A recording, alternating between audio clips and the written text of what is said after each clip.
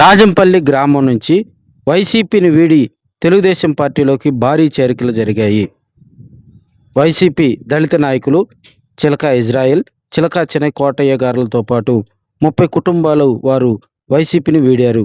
Yerragondapalem Telugu Desam party incharge Gudur Erikshan Babu వారికి పసుపు కండవాలు కప్పి పార్టీలోకి సాదరంగా ఆహ్వానించారు. అనంతరం రాజంపల్లి ఎస్సీ పాలెంలో ఇంటింటికి Telugu Desam party door to door campaign నిర్వహించారు. ఈ కార్యక్రమంలో పలువురు తెలుగుదేశం పార్టీ నాయకులు, అదేవిధంగా కార్యకర్తలు, అభిమానులు పాల్గొన్నారు.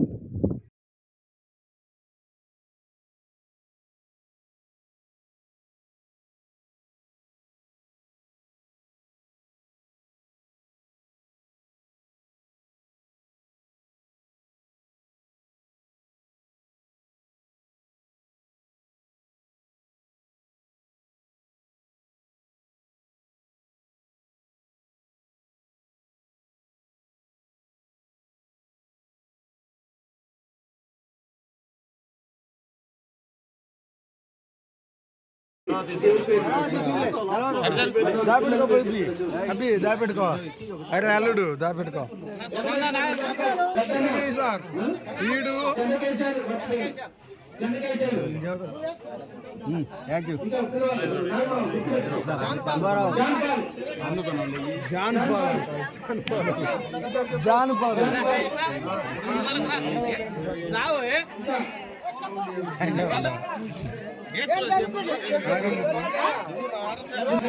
చాట్ల కాసే కాసి కాసి కాసే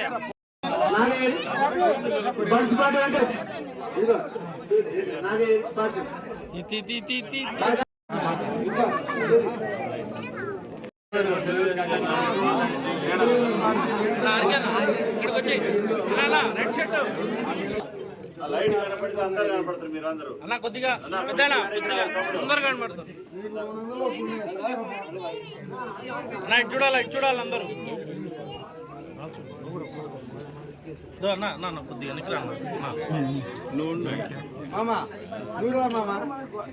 కనపడలేదు అన్నయ్య గూడూరి ఎరిక్షన్ బాబు అన్న గారికి, అలాగే మండల కన్వీనర్ శ్రీనివాసరెడ్డి గారికి, తెలుగుదేశం పార్టీలో చేరడానికి మేము, మా కుటుంబ సభ్యులు, అలాగే గ్రామంలో ఉన్నటువంటి ప్రతి ఒక్కరికి ఈరోజు చేరినటువంటి వారందరికీ కూడా ప్రత్యేకమైనటువంటి నమస్కారాలు తెలియపరుస్తున్నాను. ప్రాముఖ్యంగా మీ అందరు నేను ఒకటే కోరుతా ఉన్నా, దయచేసి నన్ను క్షమించవలసిందిగా కోరుతా ఉన్నాను. ఎందుకంటే అన్నను నా హృదయపూర్వకంగా క్షమాపణలు నేను కోరుతా ఉన్నాను. నిజంగా ఆయన మంచి ప్రేమ కలిగినటువంటి వాడు, దయ కలిగినటువంటి వాడు. నేనే అర్థం చేసుకోలేకపోయాను అనేటటువంటిది మీ అందరికీ తెలియపరుస్తా ఉన్నాను.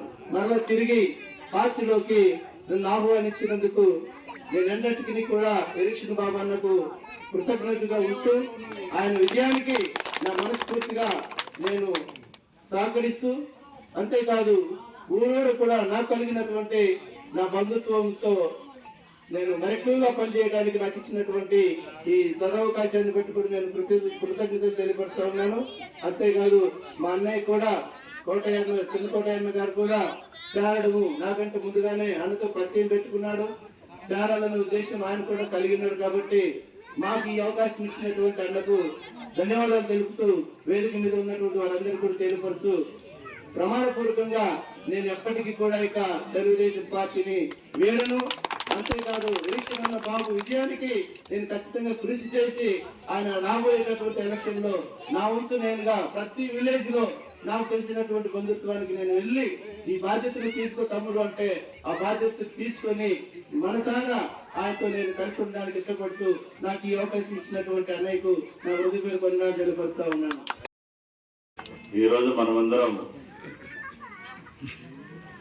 ఇక్కడ ఏర్పాటైనటువంటి ప్రధాన కారణం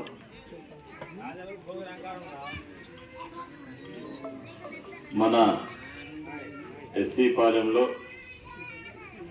మంచి కుటుంబాలు చిలక ఇజ్రాయెల్ గారు అయితేనేమి, చిన్నకోటయ్య గారు, వారి యొక్క బంధువులందరూ కూడా కందుకూరి వారు, చేట్ల వారు, అమృతపూడి వారు అందరూ, వీళ్ళందరూ కూడా ఈరోజు తెలుగుదేశం పార్టీ కార్యక్రమాలకి,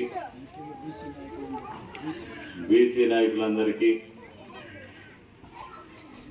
వీళ్ళందరూ కూడా ఈ రాష్ట్రంలో ప్రియతమ ముఖ్యమంత్రి శ్రీ నారా చంద్రబాబు నాయుడు గారు చేసేటటువంటి అభివృద్ధి కార్యక్రమాలు, సంక్షేమ కార్యక్రమాలు అన్నింటినీ కూడా ఒక్కొక్కటిగా ప్రజలందరూ కూడా గమనిస్తున్నారు, చూస్తూ ఉన్నారు. దీనిలో భాగంగా గత ఎన్నికల టైంలో మా ఇజ్రాయెల్ మేమందరం కూడా మండలం మొత్తం కూడా పోయి ఆయన ఇంటి దగ్గర కూర్చొని మేమందరం బ్రతిలాడాం. నువ్వు మంచి బలం ఉన్నటువంటి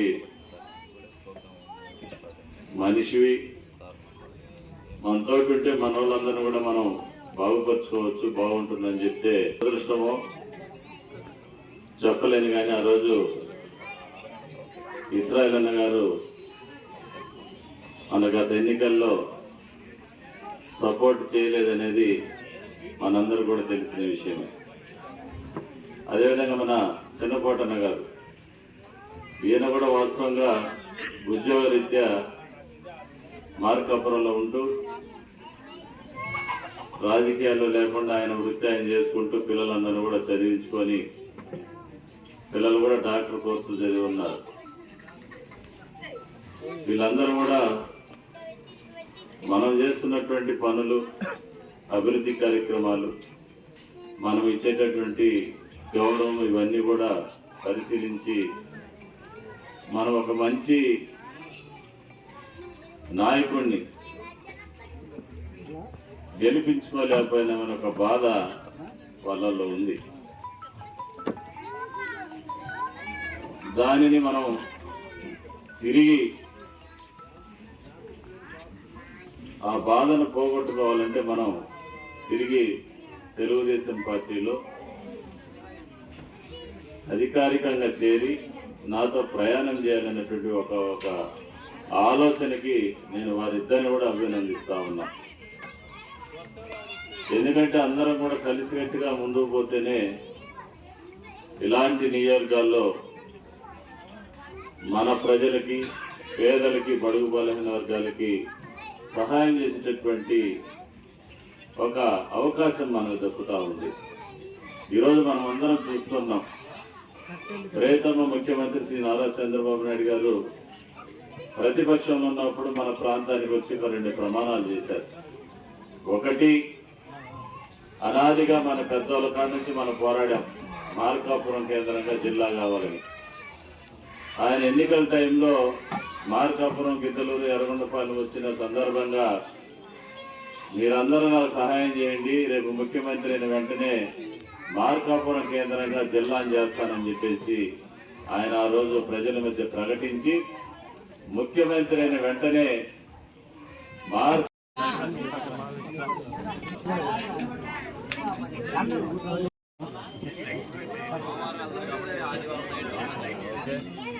అందరు కూర్చోవాలి, మీరు కూర్చోండి.